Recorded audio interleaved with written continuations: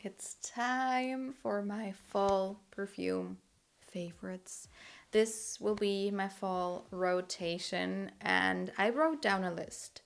And it was a long, long list, and I had to narrow it down somewhat. So, this will be the best of my fall picks. Let's go. First up, we have to start out with this one because I just fell in love with this perfume, and once I picked it for this video, I was smelling it every single day that it said on here. This is Burberry Goddess, the original, which is still my favorite.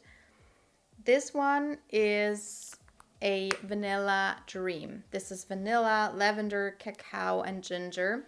And I don't know if you can see, but the juice really darkened up. And my perfumes are in a very dark, cold place. And therefore, it's not like the sun or something. It just thickened and got a little more intense. The scent itself changed a little bit. It's not as creamy anymore, which is sad. But on the other hand, this is now a very strong perfume. At first, when I got it, it was quite a quiet perfume. Now it's quite a strong perfume. I do not have to overspray at all, and it lasts the whole day. So if you want like a creamy vanilla with some spiciness to it and something aromatic because of the lavender, you have to try it. I like it a lot, as you can see. The next one I wore yesterday, and it was just the perfect scent. This is The Time by the House of Oud, which is quite underrated. This is a beautiful perfume. I mean, look at the packaging and the bottle itself. It's so stunning, but the scent itself is intoxicating as well. So this is an aromatic citrus green perfume, which I don't really agree with. Notes are chamomile, bergamot, and wormwood in the top. Middle note is oolong tea, lemon verbena, and iris. And the base notes are black tea, cedar, amber, and musk. To me, this smells like a fruity blueberry tea. I have this very sweetened blueberry tea that I love to drink in fall, and it basically smells like that, just not as sweet and a little bit more fresh and green.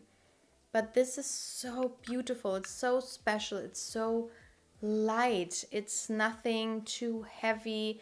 It's just sophistication in a bottle. How it looks, how it smells. It's not the longest lasting, but still has a good performance. And this is perfect for those warm fall days. I cannot wait to wear Milk by Commodity again. I haven't smelled this perfume at all in months, and this is just such a beautiful take on a perfume. This is beautiful. So this has main accords of sweet, woody, and lactonic with the notes of milk in the top, marshmallow and natural musk in the middle, and base notes of tonka bean and mahogany. It smells like all of that. It's milky, it's a little spicy, it has something sweet in there.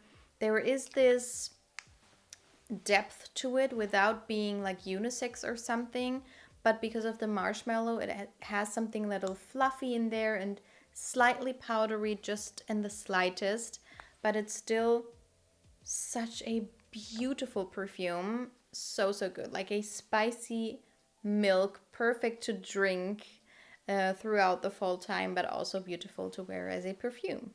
I don't want to get in trouble for showing this, but I really hope that we will get this perfume in stores again in the foreseeable future, but I will be wearing it. This is Kayali's The Wedding Silk Santal 36. This has sparkling champagne, white freesia, pink praline, lush nectarine, sandalwood, and sugared musk. And it's such a beautiful creation. It's so comforting. Oh my god. I haven't smelled that perfume as well in a while. I did not want to use it that much because you couldn't get it anymore, and I didn't want to show it to you as much. But this is just wow. If you love Mod Vanilla by Ariana Grande, you will adore this. This is the more fruity, sophisticated, strong version of Mod Vanilla. Mod Vanilla I do love. It's a very comforting, cozy vanilla scent. And this one is quite similar to that one. Just the nectarine in here is very juicy, especially in the beginning. But this to me is like a very sugared musk forward scent with some vanilla, with something like the praline in here you really can get. It's a very sugary, musky scent, almost like burnt sugar smelling. But the burnt sugar has something light and airy. Same goes with Baccarat Rouge. It has the same thing going on. And then you get this nectarine, which is very lush. It's quite thick. It's not a very light scent when it comes to the consistency. I don't know if that makes sense to you, but I don't know. It's just one of my favorites, or maybe even my favorite from the brand. And for that reason, I really do hope for all of us that it will be available again. Next up, I have a fragrance mist. This is Vanilla Bean Noel. I also hope that it will be available this year again. But this one smells like a niche perfume. This is incredible. This has fresh vanilla bean, warm caramel, sugar cookies, whipped cream, snow-kissed musk as fragrance notes listed. And this one, to me, it smells a lot like Bianco Latte. A lot of people say it smells like Indole, Chihoda, or Escapade Gourmand. With the Indole one, I don't really get it too much. It's in the same family, definitely, but it has something caramelly to it and something fresh. I don't know what it is, but that reminds me more of Escapade Gourmand or even Bianco Latte. And also, those fragrance mists usually are very, very close to my skin, and I cannot really smell them a long time. But this one I wore the other day, and I could smell myself hours later. So for a fragrance mist, the performance is actually quite good, and the smell itself is incredible. The next one I really want to give a good wear is Jo Malone Dark Amber and Ginger Lily. I got this like 1 or 2 years ago because I just fell in love with the collection. This Cologne Intense collection by Jo Malone. And so I got a lot of their perfumes, and I do like all of them a lot.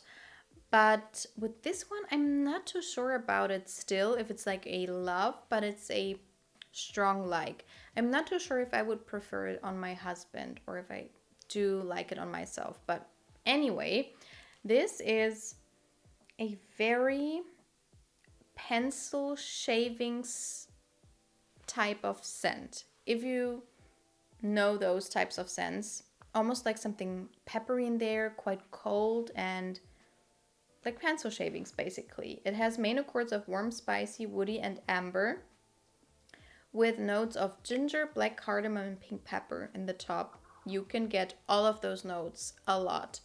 Then in the middle we have water lily, orchid, jasmine, and rose. I don't get those at all. And in the base we have sandalwood, black amber, incense, patchouli, and leather. I do get those.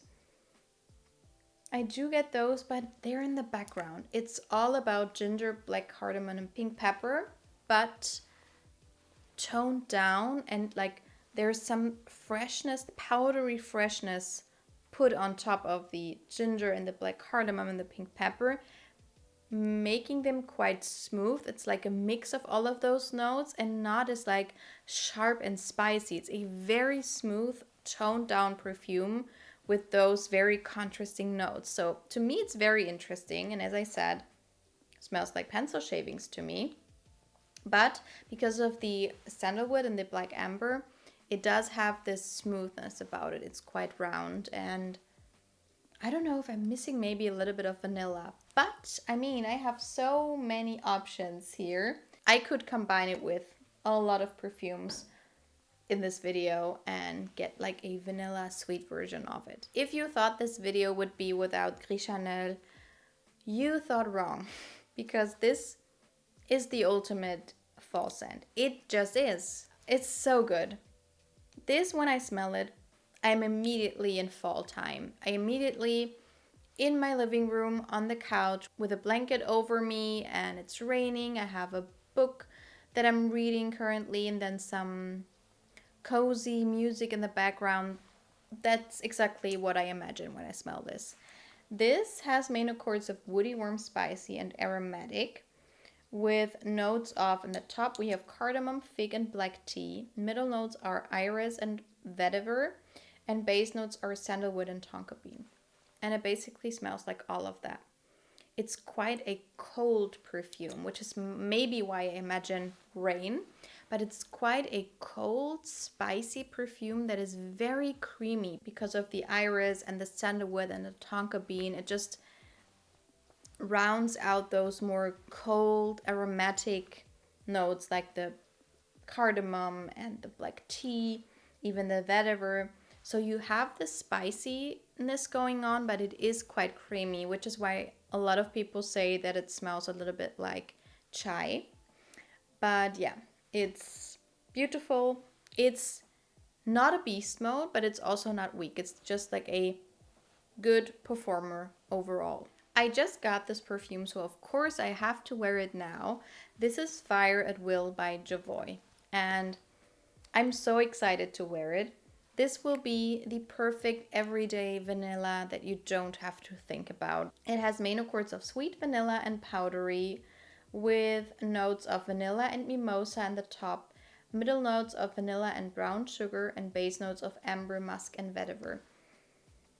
And to me, maybe it's the brown sugar and the amber or whatever, but it has something, especially in the dry down, of something smoky, almost leaning into the direction of By the Fireplace by Margiela, but just diluted to the max, like very, very faint, but it has this sweetness to it, this burnt sugar thing and something smoky a little bit, and then this creamy sweet vanilla in there.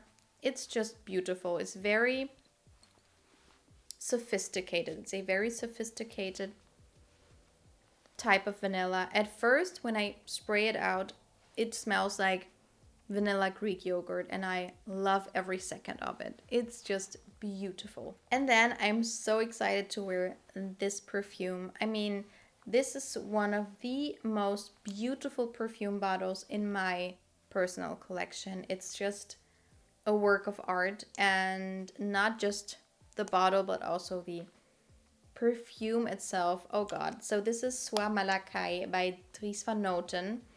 And this one I was craving for a long, long time until I got it. This has main accords of fruity, cacao, and warm spicy, with notes of, in the top, blackcurrant and bergamot, in the middle, silk and rose, and the base notes are chestnut and cacao. This is so, so nice. It's quite a complex scent, so it's quite difficult to describe it. Very difficult to describe it. To me, it reminds me a little bit of Chocolate Queen by Navitus, which I love, and I have to get my hands on a bottle as well. But both of those are like gourmand scents with something floral and fruity and fresh even to them that makes them extremely elegant and sophisticated, and like a gourmand for the gourmand haters, I would say. This is just so beautiful. I don't know what it smells like. It's so difficult to describe. It's just beautiful.